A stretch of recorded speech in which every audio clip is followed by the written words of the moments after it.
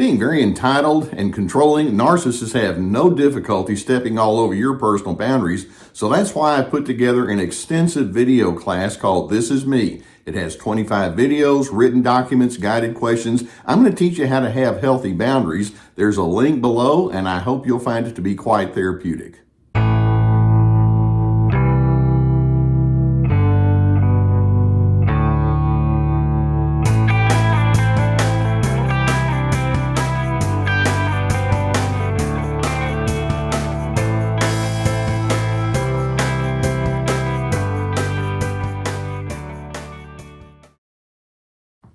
The longer you're around a narcissistic individual, the more you realize these individuals are threatened when you actually have a sense of confidence and well-being and determination about who you're going to be. They so want to make sure that they have the final word in the way things are supposed to be that they just simply can't say, you get to be you and I get to be me. No, instead, what they want to do is they want to diminish whatever is going on inside of you so that they can have a much more elevated status. Their sense of self-esteem, such as it is contingent upon belittling you. Now, there are multiple phrases that I want to highlight here today. There's 8 of them that can tell us that that's exactly what they're doing. They're trying to invalidate, gaslight you so that you can have a lot of doubt about who you are. But the more you're able to see what's going on and spot their efforts to do just exactly that, then the less kind of power and influence they're going to have over you. So what I'd like to do today is I want to zero in on 8 of the most common phrases that you're going to hear from a narcissist as they try to diminish you and gaslight you into thinking you're not okay so that they can then take over. And as we do, I'm hoping you can realize knowledge and awareness is going to be power for you. The more you're able to see through their tactics, then the less kind of influence they're going to have over you. Now, the first phrase that I want you to become aware of is simply this, and it sounds positive on the onset, but not really. Phrase number 1 that they can use that just screams them coming at you with narcissism is, you are absolutely amazing. Now, sure enough, in healthy relationships, we do like to pay compliments. So I'm not saying that anytime somebody compliments you, that's a bad thing. But when narcissists come along with this real sugary and strong notion that says, oh, you're so good, you are so wonderful, you can just guarantee that they're setting you up. How I translate that when a narcissist, and by the way, this tends to be in the earlier stages of a relationship with them, when a narcissist comes at you with that phrase, you are absolutely amazing, what they're really saying is, I want the gifts and I want the influence that's going to come from you towards me. And they kind of have this notion that says, gimme, gimme, gimme. I'm always on the take. And so if they can butter you up so that you'll be on their team, then that's how they can get an inroad.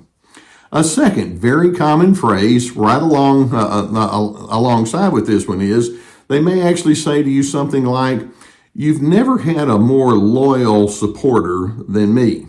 Now, many times a phrase like this is going to show up whenever there's some sort of question as to whether they're on the same page as you. And they'll say, oh, you're never going to have a more loyal supporter than me. Now, when they say something like this, again, that on the surface can sound like a real positive thing, but to the narcissist, that translates as, you can't question my motives. You can't question me when we differ.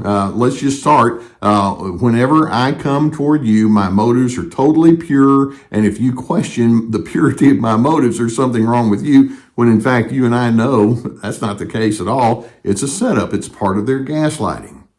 Now, a third phrase that is very common that screams narcissism is they may just come straight at you with a statement or a comment of total invalidation. They may say something like, do you realize how ridiculous you sound?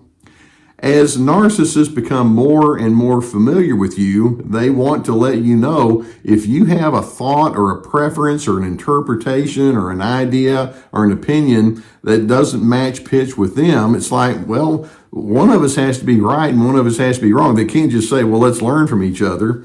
And so when they say, do you realize how ridiculous you sound? What they're really saying is, I need to remind you, in this relationship, my opinion and my interpretation is the only one that matters.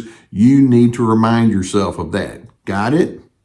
Now, a fourth phrase that actually screams narcissism, and this is one that just, whenever I hear this, I'm very suspect. The fourth one can be when a narcissist says, my ex was absolutely, totally crazy.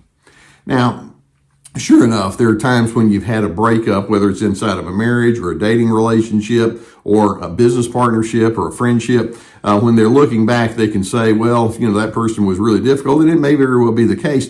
But narcissists have a way of just being the victim. They're constantly the victim. And even if that person that you've had to walk away from is somebody that was quite difficult, healthy individuals will say, I had a very difficult run with that individual, but there's a lot of things about myself that I had to come to terms with. Narcissists will bypass that completely, and it's all on the other person. They're constantly in a blame mode. They're constantly in a look what they've done to make my life miserable kind of mode. And in essence, when they say, my ex was just totally crazy, and by the way, there tends to be a whole lot of those totally crazies in their personal history, what they're saying is, my middle name is victim, and by the way, you're going to be the next one that's going to be totally crazy, because that's how they roll, because it's not going to work when they think that way. A fifth very common phrase that screams narcissism is that person may say something like, why can't you just move on? Now, typically, this phrase is pulled out when there actually has been some sort of a problem that the narcissist is involved in. Let's say they're cold busted with something that they've done wrong, or you've just said, there's some things that you have going on that are just completely inappropriate, and they may actually be forced to say, yeah, I know that really wasn't right. But then narcissists don't like to have any kind of accountability. And so when they say, why can't you just move on? What they're saying is, I don't want to have to talk about my negatives. And so basically, it's like, please don't hold me to any sense of accountability. And over time, it's like, you've passed your quota. You can't speak about my negatives anymore. And it may be that you're trying to sift some things out. And it's like, why can't you just move on? Which is their way of saying, I don't want to have to be reminded that I'm flawed. And of course, they're not going to do that. A sixth very common phrase that you'll hear from that narcissistic person is just a straight up accusation. They may say something like, you have got to be the most selfish person that I've ever known. Or you can throw in some other comments or adjectives like that. You're the most controlling person I've ever met. Or you're the most insecure person I've ever met. And almost always when they come at you with such a strong statement like that, there's a lot of projection going on. They're seeing in you what they won't come to terms with inside themselves. But basically, when they accuse you of being too selfish or too controlling, what they're probably saying is something like, I can't tolerate the fact that you might actually have a mind of your own. Therefore, let's just call it selfish, and then we can dismiss it that much more easily. A seventh phrase that tends to scream narcissism is that simple one, and I know that you've heard this one plenty of times, and that is, you're just too sensitive. Or a corollary to that, you're just overreacting. Let's suppose that you have responded to something they've said or done, and in a way that brings out some emotion in you. You're bewildered, you're hurt, you're angry, you're upset, and rightly so. And rather than saying, we have a lot of talking we need to do and I'd like to hear from you, they just simply can't do that. The bottom line is, you must be the problem, and the problem is not that they've done something that created the problem, but in their way of thinking, no, you just need to quit having the emotions that you have, and you need to quit having the unique needs that you have or the confusion that you have. They're afraid of you just saying, what I feel is legitimate, so they just dismiss it. You're just too sensitive, you're overreacting. And then an eighth common phrase that screams narcissism, and that is, you have no idea what you're talking about. I wonder how many times that you've tried to express your interpretation or your thoughts or your ideas about how you think and your take on a way of doing certain things, and it may not match up with what the narcissist thinks. And again, instead of having a collaborative mindset, what they're going to do is they're coming at you with the notion that says, hey, look, I'm the keeper of truth, not you. And so if you say something that is contrary to what I think or is a little bit different, that just means one thing, and that is you don't know what you're talking about. As opposed to, there's some things that I can learn. They cannot think that way. Now, keep in mind that narcissists must have a sense of control over you. They need you to buy into their alternate reality that says that they are the ultimate keepers of truth.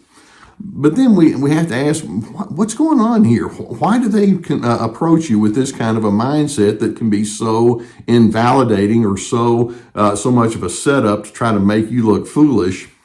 Let's keep in mind that empathy is not something narcissists have any need to develop. They don't really care what goes on inside of you, and they don't want to understand you from your vantage point. It just needs to be the opposite of that. You need to understand them.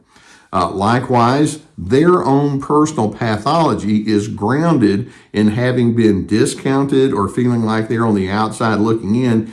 Therefore, that's the model they're drawing upon, and that's what they do in their way of engaging with you. They're acting out some of the things that they have not come to terms with on the inside of themselves. They want to make you to be the issue when, in fact, they have a lot of unfinished emotional business, and that's so important for you to realize because they want to make themselves out to be the hero and the gold standard when, in fact, no, what they're doing is when they make these kind of phrases, they're coming at you with a lot of internal chaos and unfinished business. They falsely presume that if they offer you understanding or encouragement or support, somehow that negates who they are and their strength or their validity, when in fact, no, it's actually a good thing for everyone involved. To a narcissist, winning means they have to have a class of losers around them, and that's where you come in, and that's why they make these kinds of comments. So as you engage with narcissists, let's realize that they don't really understand things like having or developing a sense of mutual regard or mutual respect or certainly mutual growth. In their mind, it's all about singularity. Me, myself, and I'm the only one that matters here. You don't. And we need to establish that I'm the one that sets the standard. So as you engage with these individuals, I hope that you can, as you hear these kind of statements, you can realize, wait a minute, I'm onto that. I know there's something going on behind the scenes that you're not coming to terms with, but I'm not buying into that. Now, I hope that videos such as this can give you some good insight and awareness about what you're truly up against. Knowledge is power, and I hope that as you watch these videos, you feel that much more strengthened to move forward in your own sense of resolve. If you've not already hit that subscribe button, I would encourage you to do so that we can keep more videos coming in your direction. If you have a need for therapy, and I know that many times as you encounter these kind of situations, you think, I could use somebody that could help me unpack this. And I've had many comments and conversations with individuals who have received help from the people that sponsor us, the people at betterhelp.com. There's a link below that will take you to their website, and there's a whole team of licensed professional therapists that can assist you in that regard. If you have that need, I would strongly encourage you to go in that direction. You'll be glad that you did. And by the way, if you go through our link, you'll get a 10% discount. That's pretty good too, right? Likewise, we have my therapeutic courses. It's like signing up for an online class, and we'll send you all the material that is yours to keep it, and you can work it out on whatever pace you want. Each course has multiple videos and written documents and guided questions. We have Ready, Set, Connect about making healthy connection skills. This is me about establishing your boundaries, free to be, finding yourself despite the controllers. We have my podcast. We have my webinars, and these are webinars that have already been presented, but you can go back and purchase those and have them at your disposal in whatever time frame you want. We also have my website with many articles. We have my books and plenty of resources. Narcissists can have these kind of phrases that they're going to throw at you that actually give you a good insight, not about you, but about who they are and some of the pathology they carry. And it's important for you to see through some of the stuff that they want to throw and make all about you. And as you're able to zero in on these phrases that I'm talking about, I hope that it strengthens you to have a resolve that says, well, I'm going to have a sense of self-trust. I'm going to believe in my interpretations rather than bending towards their direction. And in doing so, I hope it positions you to be a person of peace.